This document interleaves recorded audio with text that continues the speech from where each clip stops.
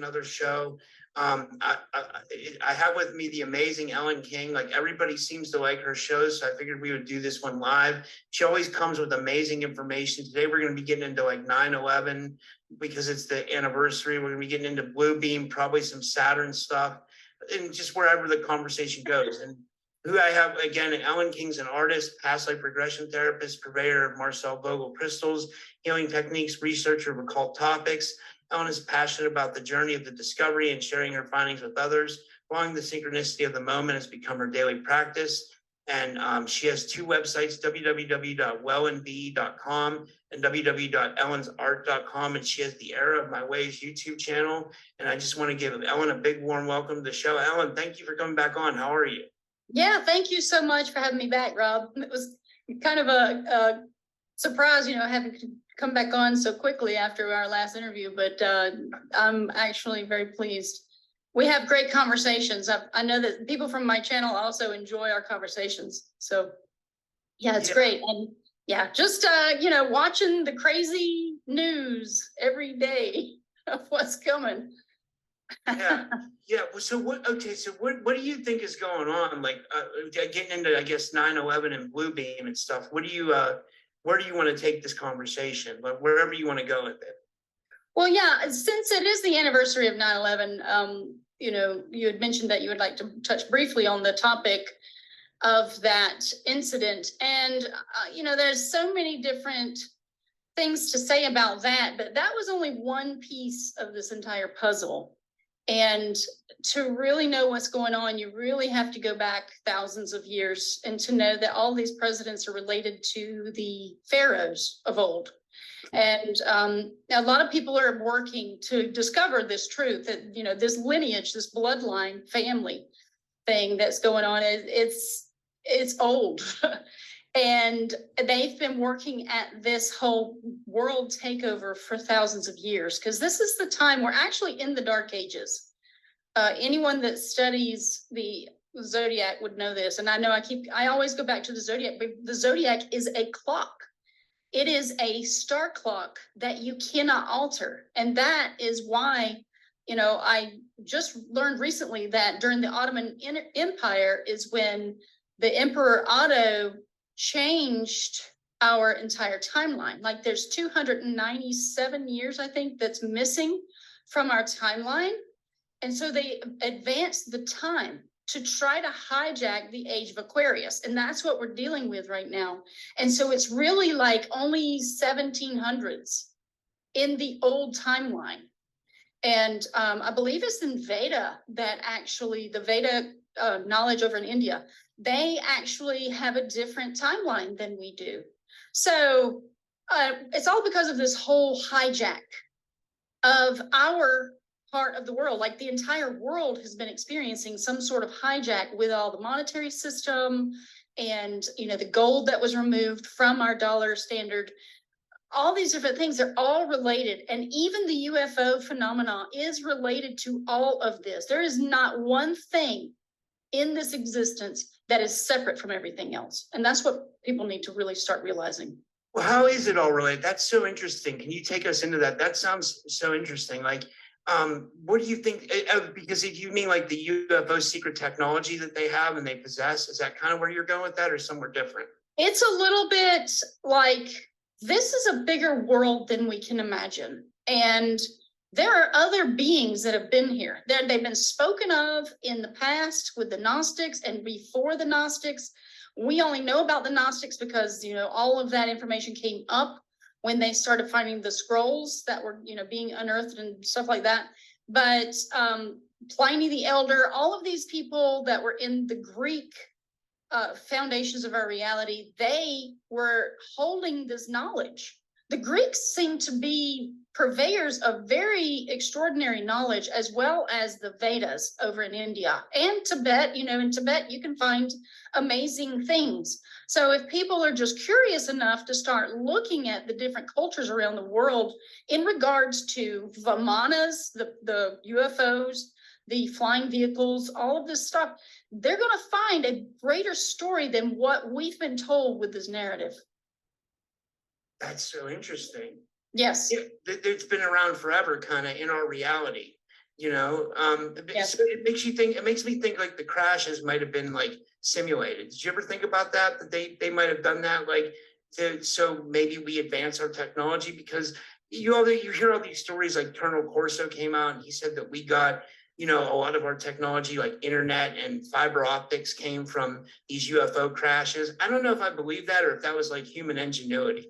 And I don't know if that's where you were going with that, but I mean, you can go many different ways with this narrative because a lot of this technology comes from those who live underground. This is why, we haven't known about these things. So they've been busy erasing the story that was original to our entire existence and rewriting it to their cause.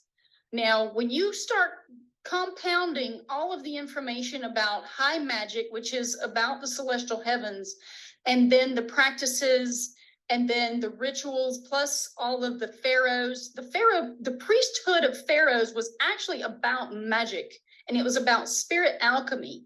And throughout all these wars, I suspect, is where all of this story begins, when they started fighting over the knowledge and over what the belief system was, all this stuff. That's where this truly begins, all of it. But then the technology was high technology that was being taken from these ancient sites. And that's the part that they've been lying in extreme form to us about it, because the technology was there. Like Egyptians, you can look at the buildings and know that these people knew some stuff. Whoever the founders, the original Freemasons, they're probably just Masons and a secret society of Masons that held this knowledge sacred, that they held the keys to true high knowledge. And that knowledge was taken by some faction of beings or humans or otherwise, and has been used against the rest of the world.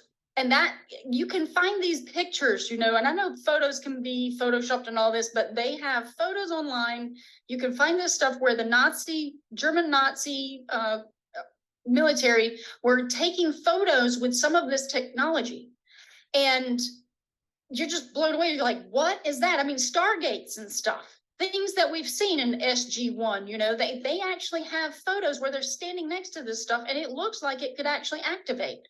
So what were they doing? I believe that they were trying to open up dimensions beneath us, especially with CERN. All of these different stories, if you follow the trail of one story, you're going to cross over with another one. And that's what I'm saying. Like with this UFO phenomena, I believe, based on the spiritual knowledge and things that I've found as evidence, following Yggdrasil and then following spiritual practices and all this stuff, as above, so below is one of the laws that's stated in Hermeticism. Well, when you start really looking at the cosmology of what the old standard was, and then how it was culturally spread across the world, that we live in a fixed firmament dome, and it's not this round earth, a ball is the bull, that these oligarchs have been indoctrinating us with. These are the comparison. When you see, around the world, they were talking about this dome, even in Egypt, even in other places.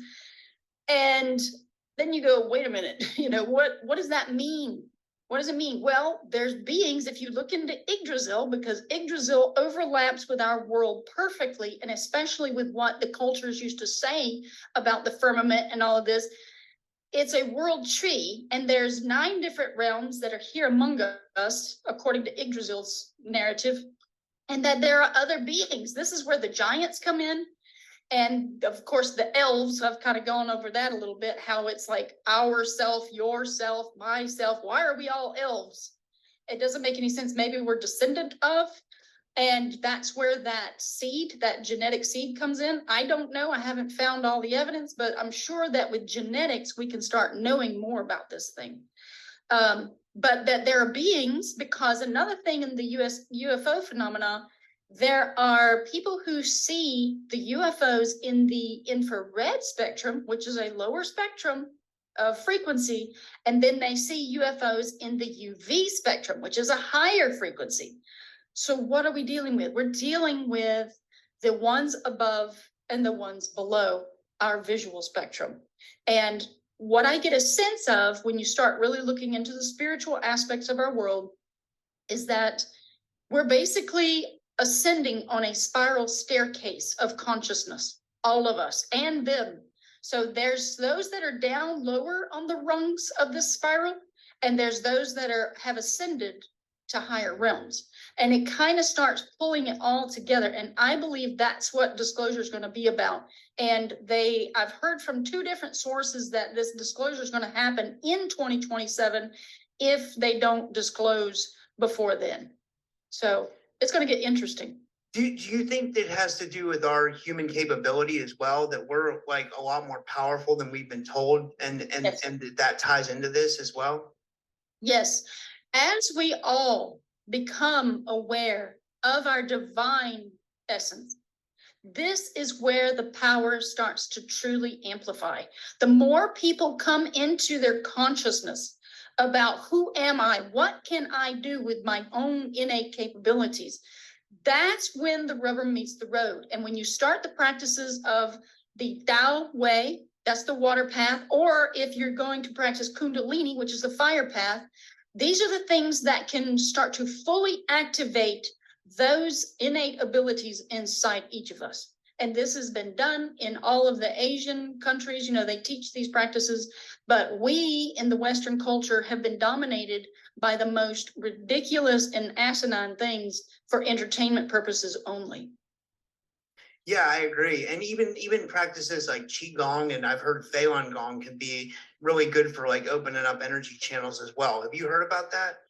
Well, I believe that a lot of these practices, they're all tied. Like when I started looking into just investigating things, topics of all kinds, I realized that all of the knowledge is compartmentalized and fragmented and scattered across like rocks on the ground.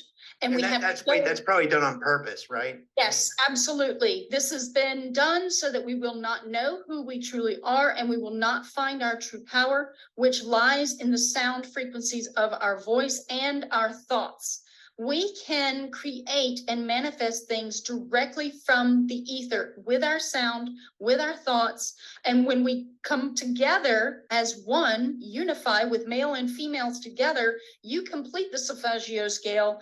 And if you've got the fire letter languages, the Semitic language or Semitic language, this is very important to know that Semitic is actually Semitic, that the fire letters are our tools of creation. And that is my belief now, that the ones that come from under the ground, deep in the earth, are the ones who have stolen all of that and erased it from our collective consciousness. And they want to rule over us and control us and try to get to the ones above, because it's always been this war, this great war between lightness and dark. And we're caught in the crossfire because we're in the middle. So I got a question about that. I know you talk a lot about Saturn worship. Does that tie into this? And when did that all start from what you've been able to tie together? I've never asked you about that. Like because I know the Saturn worship has to tie into the Satanism, I think. And like, when did all this start? And like, who's doing it? Do you know what I'm trying to say? Like, yeah. So, well, the Saturnalia is very old. Saturn is a term that is used by the Romans. And I believe that Baal was the bull, was Taurus, and Baal was actually the golden light of the sun. But the antithesis to the light of the sun would be Moloch, which is also a bull-headed god. And they did sacrifices. They offered sacrifices to Moloch. And you can see this entity. They have a deity where he's like holding out his arms, and someone's placing a child in his hands. And and you know what? I'm sorry, I didn't mean to interrupt you. I said that I had to tell you this. They have a statue of Moloch. Gerald Clark did a coverage on it. He showed the video. The Vatican had a statue of Moloch delivered to there for some reason. I'm not kidding. Like this is like I don't know why they did that. I don't know if that's but I'm sorry, I didn't mean to interrupt you. No, it's okay. It's good that you have questions. So if you truly study the zodiac and the symbolism in the zodiac, you will know when this stuff begins and when it ends. So the whole entire thing with the Dark Ages is now. We're going into Aquarius, which is the second age, which lasts 2,150 years approximately. And it will last until through the age of Capricorn. If you study the Western astrotheology or Western zodiac chart, you will see that it goes by seasonal changes. And we are in the dark winter for the entire consciousness of the planet. This is why we see so much nonsense in the world. You know, people don't really want knowledge.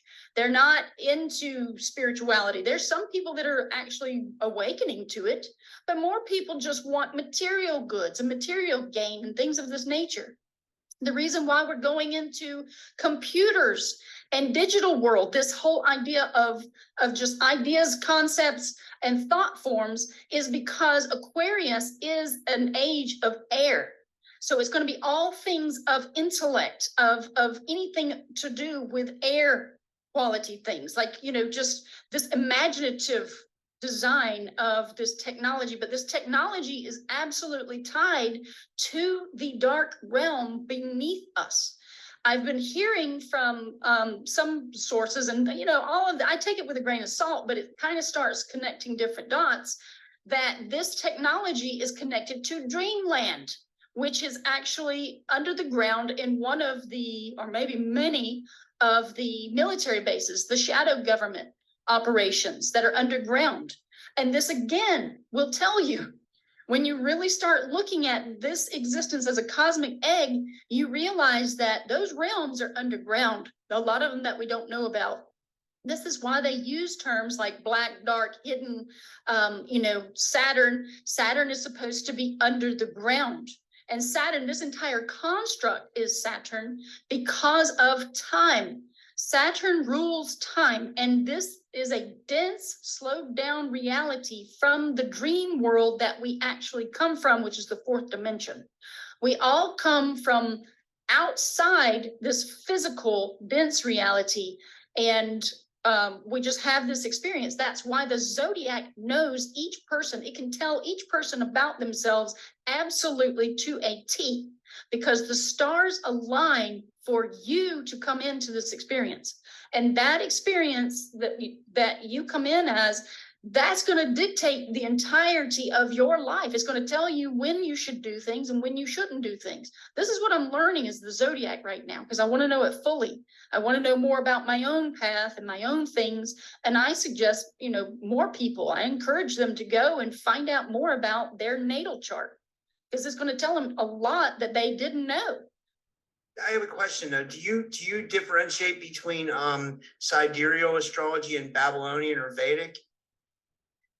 Now, so the sidereal is going to be different. Now, Vedic is supposed to be a lot more precise, because they do go by the celestial heavens. Like, they are absolutely to a T to the celestial heavens. The Western zodiac is actually, again, a seasonal zodiac. So they kind of overgeneralize with some of these ages that we go through. Like right now, my friend who studies the Veda astrology says that we're actually going into Capricorn, because some of these star clusters that we call constellations are bigger and some are smaller. And that based on the Veda timeline, we're going into Capricorn, which, you know, their whole dynamic of energies tied to each age is going to be different from the Western. But the Western can be followed and is accurate in its own sense. So you can't really combine the two and work with the two together unless you just want to find out more knowledge, deeper knowledge. You can find esoteric information from the Veda astrology. Yeah, that's interesting. That's interesting. So what I was going to ask you was, how does Bluebeam and 9/11 tie into all this? Where do you think we're heading with all that? And from what we know about 9/11 and what we potentially know about Bluebeam?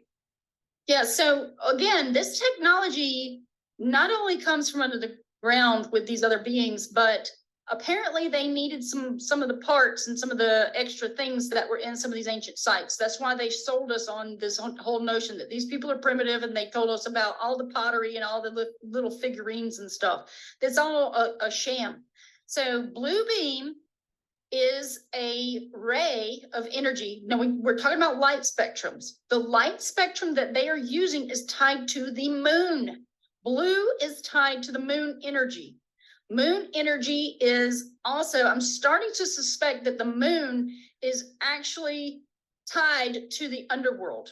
You know, there have been people that say, look, you can map out the entire existence with the design of what we see on the moon. It's almost like a reflection.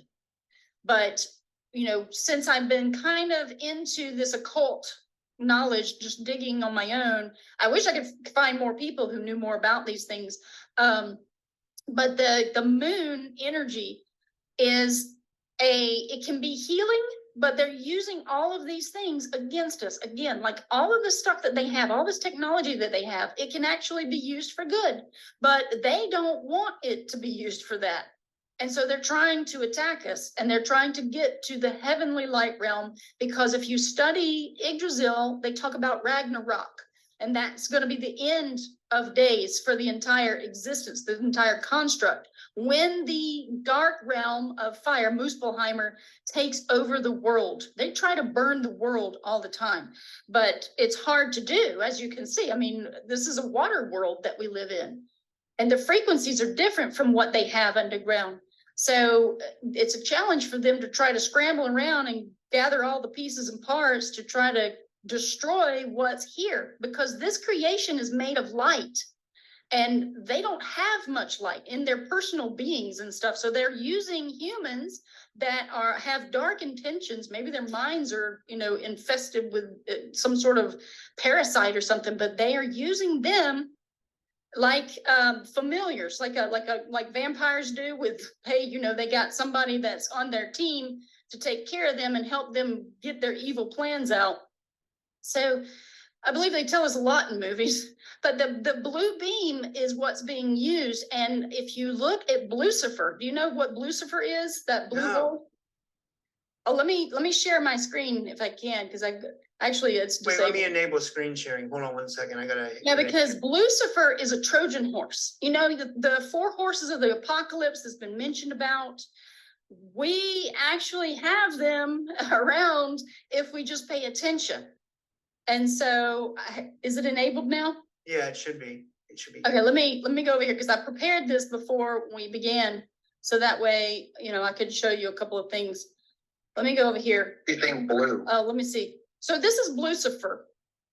Okay, Lucifer is at the Denver airport, and this Lucifer is basically represents the Trojan horse, and it's demonic, as you can see, because it's got red eyes.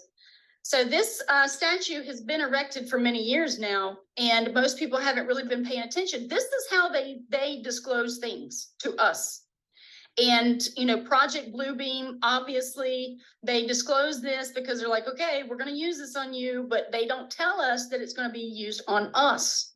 So I think we need to start paying attention to what comes from some of these sources. But this other guy is talking about Maui, and how all of the things of blue are actually not burning because it's the blue spectrum. So I don't know if you want me to play that. It's on an Instagram thing. Yeah, that's fine. I don't think we'll get Lahaina burning down. A lot of things that are blue, for some reason, stood the test of the fire. The blue boat was the boat that survived. You got this blue car, and these homes had blue in it. I mean, it's weird. This is the home from Hurricane Dora that survived, and the owner name was Dora, that little blue car right there.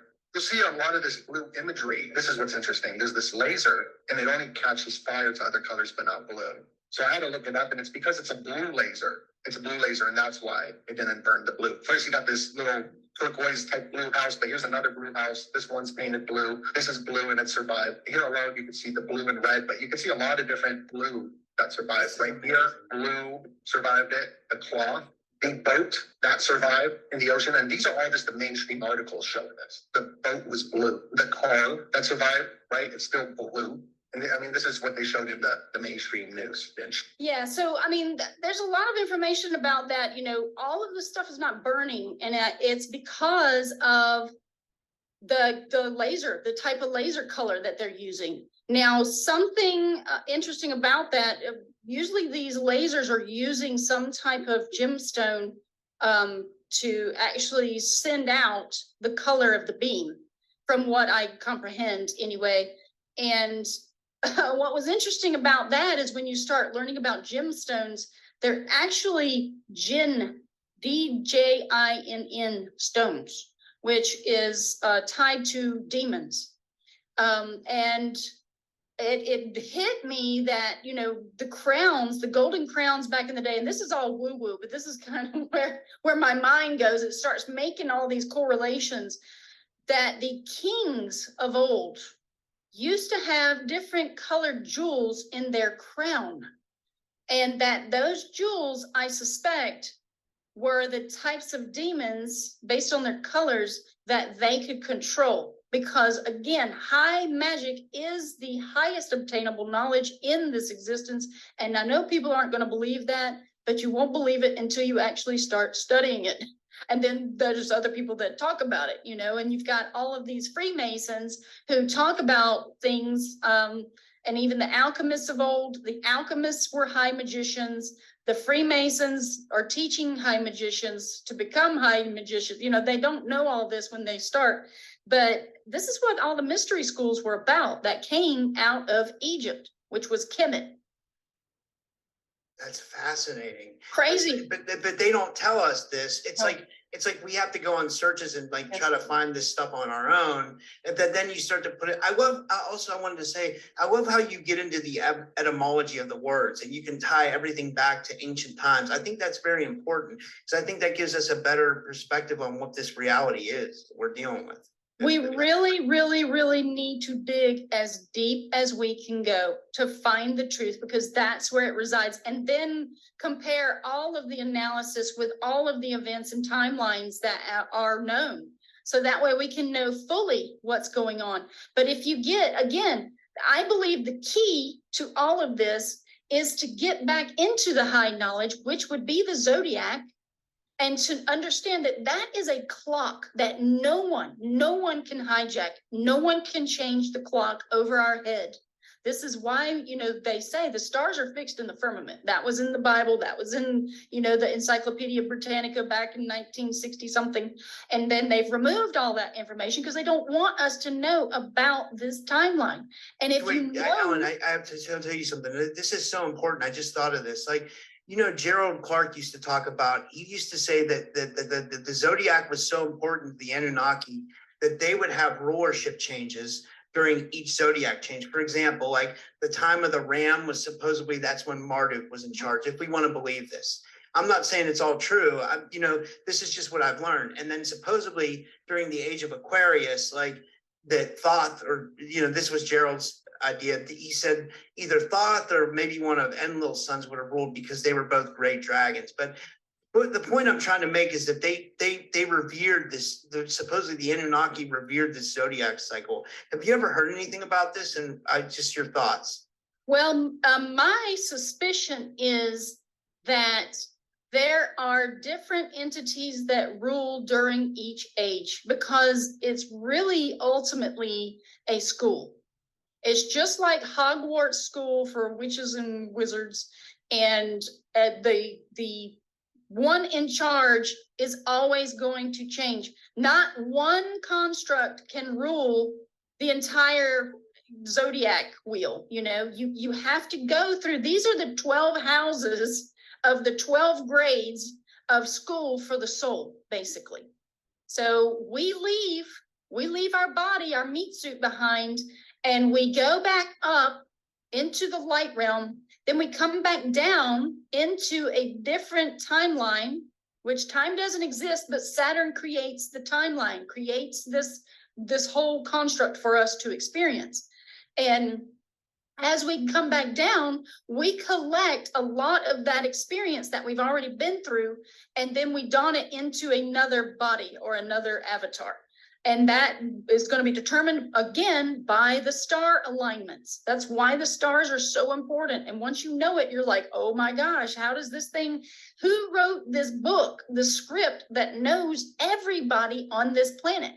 But see, the problem with this is these other entities that have taken our birth date and our birth time through our birth certificate, and they are always constantly asking for your birth date and all this on all the documents, and we give it with free consent. They know everything about each one of us. That's why they go around to all of these, different schools, either high school or in elementary school, and they look for these people to see if they can indoctrinate them into their dark club and their dark agenda. This has been going on for a long time. I have an experience personally as a child. My brother and I, he's 2 years older than me. We were given a test, and an aptitude test in grammar school. Now, at the time, I must have been in like 5th grade or something, maybe, 4th. And I didn't know what was going on, but we took this aptitude test. We got to go into the gifted program. And again, I didn't start thinking about this until a few years back. I'm like, what was that really all about? Because my brother got offered, while he was in grammar school, he got offered a full scholarship to Duke University before he was ever in high school. And I was 2 years behind, so I wasn't offered anything, but I was also very shy and reserved, and I didn't want to talk to anybody. So wait, I got something to say about that. This is so interesting you brought that up, because I just had that guy Arkeem Ra on my show. He's he says he was in the Montauk Project, but one of the things, like, when I always read his bio is that he was in the Talented and Gifted program, and they took him from the Talented and Gifted and they took him into the Montauk Project. I mean, I'm not saying I believe it completely, but I think a lot of people kind of resonate with what he says. Like, so I think a lot of people were used for these experiments. And one thing that he said was that a lot of times we're used in like abductions. He said a lot of us are being taken and we don't even know it, because their technology works. Like, they make us forget, like, so I don't know, it's a possibility. I'm not fully embracing it, but I'm not fully discounting it either, because hey, we live in an insanity realm. I mean, anything's possible here. I've learned. I mean, what do you think? yeah, no, I believe that they know where these people are. And with this huge grab of DNA that they just did with the entire world, what are they doing with all of that collected data? I came across CloneAid. You can look this up, cloneaid.com. They actually clone humans, and they've been doing it for a very long time. So Dolly the sheep was just a smokescreen, for, oh, look at what we're trying to do. No, that was all like, they had been doing this for a very, very long time. And I believe that it's been around even since Egypt.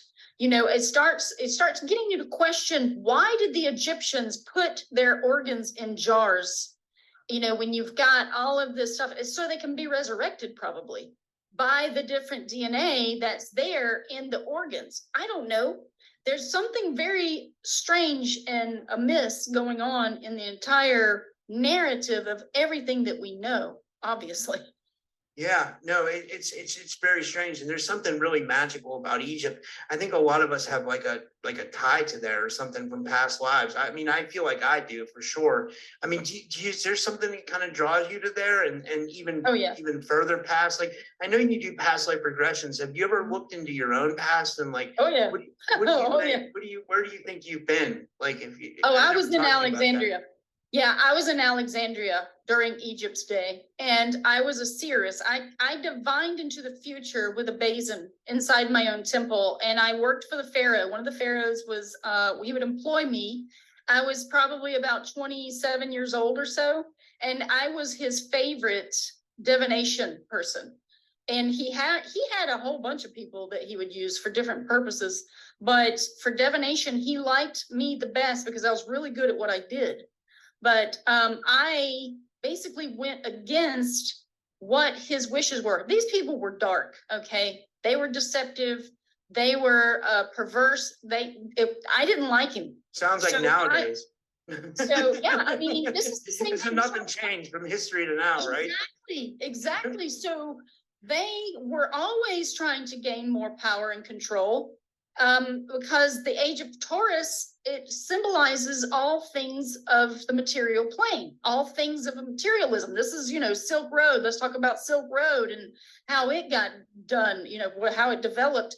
And this idea about material gains as a means of, obtaining wealth and power and control and stuff. Well, that's when it all began, because that's the age of Taurus. You fall back down from the high estate of, Aries was the highest estate, but, Gemini was the age of the energy where everybody's peace, love, and happiness, pretty much a bunch of hippies going around. This is where all of the wearing of white, the white garments, the white buildings, these buildings that were built with the frequencies of Solfeggio scale and healing and all of this stuff. The age of Gemini, it was a beautiful time. That's the rise of Kemet and all this alchemy, and everybody's sharing and caring about each other. It was a beautiful time. It was the beginning of the golden ages. But then we went into Taurus, which is where these wars began, because it's ruled by Mars. And then, it goes into Aries, which is the ram. This is the crown of the world this time. And the highest knowledge was in Aries. And it's the slogan for Aries is I am. And they were obviously using their minds to do amazing things. And this is what we are just scratching the surface on, unfortunately. But yeah, those times were amazing, because they were all three of those ages are part of the golden ages. But now we're in the dark age. Entering a new golden age? No, well, so there's little cycles of time within the constructs of time, like the great year cycle, which is the 26,000 years, according to Western astrology. That's considered one great year, and it has seasonal changes for 3 different ages. It spans through 3 ages, but then within each time scale, apparently there are many seasonal changes. There's one person that put out a book that's called The Fourth Turning. And I encourage people to go and just kind of read about this a little bit. This person found that about every 70, 80 years, we have these different seasonal changes that where we go through like a spring, we go through a summer, and we go through a fall and a winter. Right now, we are in a winter that's about to go into a miniature golden spring. And it will last for, 100 years or 80 years or so. I don't know. It's going to get really, really great for all of the people on Earth right now.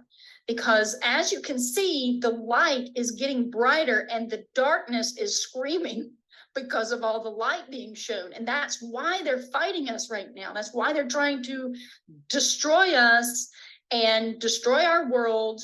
And, they're really trying to, I think, speed up the timeline for their intentions for the age of Aquarius, which is this hive mind Borg system with the metaverse. And we're becoming metaphysical. A lot of us are looking and turning to the metaphysical, and that's what they don't want us to do. They want to maintain control of us. And they do that with by giving us to incorporate with AI or something. Is that right? Yes. Yeah, so they've already planted the seeds of this artificial intelligence. That's all they really needed to do, because in another 200 years, after a few generations roll over and we're gone, the children are already going to be grabbing onto this artificial intelligence as a means of, living, because we're already seeing it. The parents are just giving it to their kids openly. They're not even considering what it can do to their mind and to their actual consciousness. Children aren't really learning as much skill set about the physical world, but everybody's going more towards this notion of, this invisible world that's in this machine, this hive mind. And that's where the one world government will rule. But we've probably got, 1,000 years or so before it actually gets dystopian-like with the districts and things. I see this whole notion of the 15-minute cities coming about right now. You can go out here and look Like even the Whole Foods where I live, there's a Whole Foods that has implemented the hand palm scanners. And then there's other places that are requiring your retina scan. Then there's other places like I wanted to purchase some of the one of the XRP coins online. They wanted me to give them like photo identification from my actual face, the screenshot of my face. And I was like, I'm not doing that. You know, I'm not down with this new world order plan, but it is coming. It is slowly creeping in. People aren't noticing. Even on our phones, they want you to enable biometrics on your phone. Who gets that biometrics data?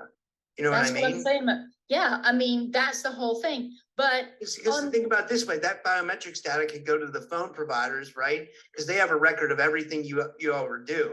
Even though it's like you're recording that for yourself, so you can get into your phone, whatever. Like you show your face, you get into your phone. But the conspiracy side of me thinks that the phone company has a record of that, and they could sell that off to anybody they want, right? Yes. That's why there's nothing that's going to be hidden anymore. No privacy of anyone.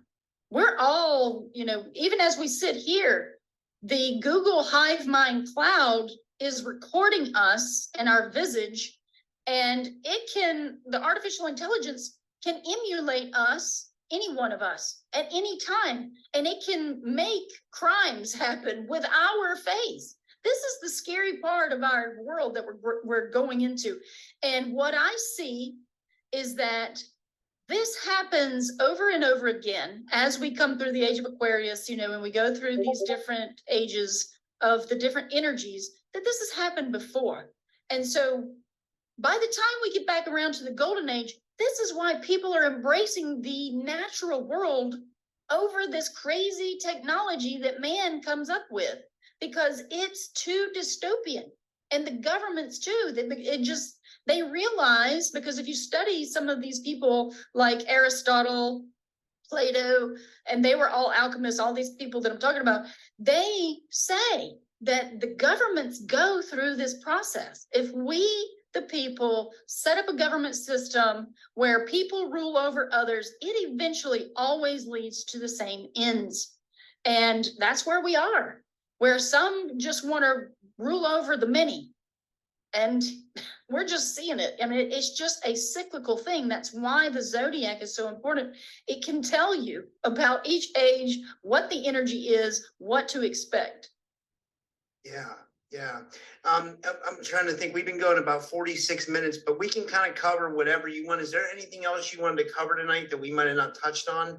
We have an opportunity now. I can go for like 15, 20 more minutes if you want. Or, that's fine. Well, I do encourage people to start really looking into Saturn. Saturn is the father. It's the father El, and it's the father of electricity. And there's so many things. Saturn has so many names. Satan, Kronos, you know, Father Time, and Grim Reaper, and the Sandman, the purveyor of dreams. All this stuff is tied to Saturn. And then even more names, like you wouldn't even believe it. It's such a deep hole. I have not found the bottom of Saturn and all the energy Saturn worship. Okay, now that's one thing. Another thing I want to talk to you about. What do you think our reality is? Like, do you think there really is an ice ball, or like, if you had to guess, like, and like, what do you think is outside of it then? Because it sounds like you agree a little bit more with the flat Earth theory. But like, so with that said, do you believe that there's an ice ball, and do you believe that there's something outside of that, or like? Because I'm open to it. I'm open to almost anything. Because I understand that our reality has been a bunch of fuckery. So I'm kind of open to like hearing about anything that could. Yeah, I don't know. What do you think? Very important for us to keep an open mind during this time, because what's coming is going to shake the foundations of everything we thought we knew about our reality. And yes, there's a reason why they call it the Arctic Circle. Think about that for a moment. It's a frost circle, basically, and it encircles the entire land masses that we know of. But you know, according to different stories, you know, you have the Smoky God, the book The Smoky God, and then there's the book of different things about the Hyperboreans and all these other people that exist beyond the ice wall. I believe these are probably some of the lands of the giants, because there's people that come back with the tales of seeing these places beyond the ice wall and also at the North Pole, like Admiral Byrd's tale. And he went to both, and they met with people, and the people had advanced cities with advanced technologies. So they're the ones who actually rule over us. We think we're ruling ourselves. We're just children compared to some of these beings, because again, I feel like consciousness is here on a spiral staircase. They learn, because eventually we can learn how not to die.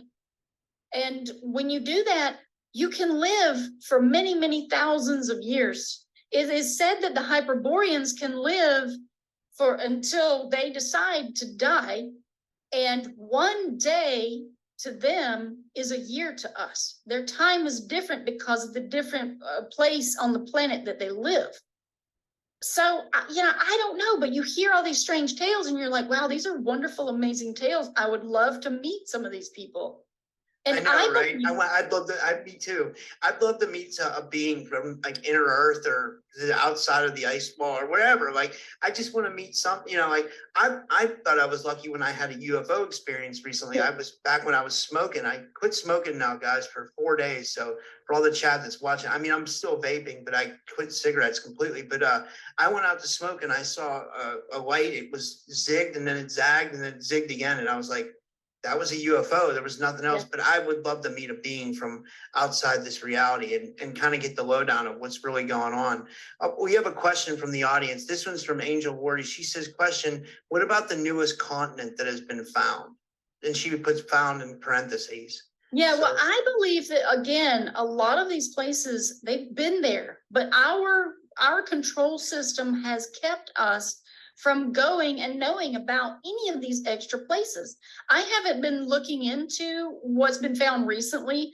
I think this is part of soft disclosure about these other beings, really, because they're going to just spoon feed the masses, small bits of information. And then eventually it's just going to hit, and it's just going to be like, bam, there it is. There's more people here. We've never known about them. They've been among us. They don't interfere with free will. A lot of the ones who are genuinely kind and benevolent, they will not interfere with our own evolution, because we have to have our own discovery. This is with everything. If you notice animals and you study nature, you notice that all of these things, even yourself included, you have to have your own personal moment of discovery for you to believe anything new of that kind of, grandeur, UFOs and things. Most people don't even consider it. But when they have their own discovery, it's going to be like, oh my gosh, it's not going to be so much of a shock. And this is why some people, you can't even tell them about some of this information that we're talking about right now, because their cognitive dissonance has kicked in, and they're only believing one story from what they've been told all their life, and they won't hear you at all. Well, that's so interesting you say that, because I thought that was what was happening with when the recent UFO disclosure news came out. It was like the government said, okay, we know that something else exists. They basically said that. And they basically said, that the people came out, whistleblowers or whatever, and said that we have recovered craft, and like the public didn't bat an eye to it. But then you have people who are like the main narrative, which I call is basically like Joe Rogan, and he thinks that it's mostly government drones. And I just have to say that I think that's very irresponsible to have that kind of a platform and put that information out, because to think that it's all government drones, like we didn't have government drones 100 years ago when people were seeing UFOs. So it's like Joe Rogan, like use your platform and report, like, I'd love for him to have a discussion like this, because it would wake up so many people's eyes as to what's really going on, because there's something bigger going on. It's not just all government technology.